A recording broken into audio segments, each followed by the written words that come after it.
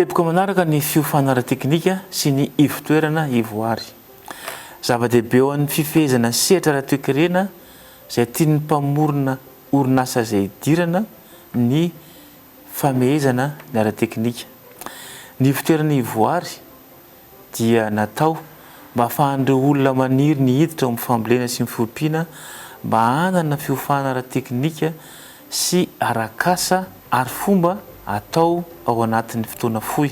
Ny tanjon'ny fandarana asa dia ny hanitatra io fiofana ara-teknika io amin'ireo sehatra hafa isan-karazany any amin'ny faritra maro ary mba hanamora ny fidiran'ireo tanora eo amin'ny tsenan'ny asa. Teboka iray hafa koa dia mikasika ny fanabeazana ara-bola. Iray amin'ireo taranja telo fiofanana fototra voalohany men'ny fiariana ireo mpisitraka ny famindramam-bola fiariana ny fanabeazana ara-bola. Ny fandaranana fiariana dia niara-niasa tamina teknisianina matianina ka namolavola fitaovam-panofanana tena azo ampiarina amin'ny alalan'ny endrika tantara fohy izay natao ahafahana mafeha ireo lohahevitra fototra telo amin'ny fanabeazana ara-bola dia ny fanaovana teti-bola, ny tahiry ary ny trosa.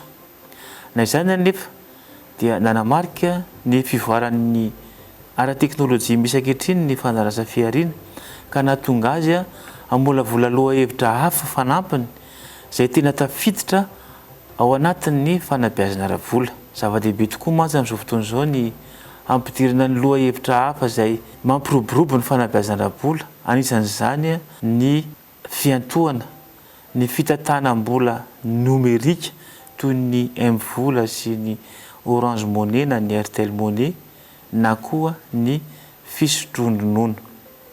Ivoaka tsoaty izany ny taranja fanabeazana ara-bola izay mandray an-tanana ireo teboka maromaro ireo vokatry ny fivoarana ara-teknôlôjia.